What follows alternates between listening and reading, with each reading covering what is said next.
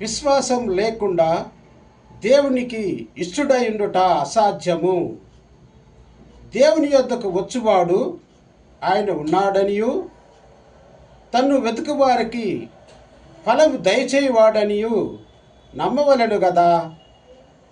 హెబ్రీయులు 11వ అధ్యాయము 6వ వచనము. ప్రియమైన సోదరి సహోదరులారా, అపోస్తుడైన పౌలు గారు విశ్వాసం యొక్క ప్రాముఖ్యత గురించి తెలియజేశారు. మనము దేవుని యందు విశ్వాసం ఉంచటం వలన స్వస్థత పొందుకుంటాము, కాచి కాపాడబడతాము, అంత్యదినములో మనం రక్షింపబడతాము.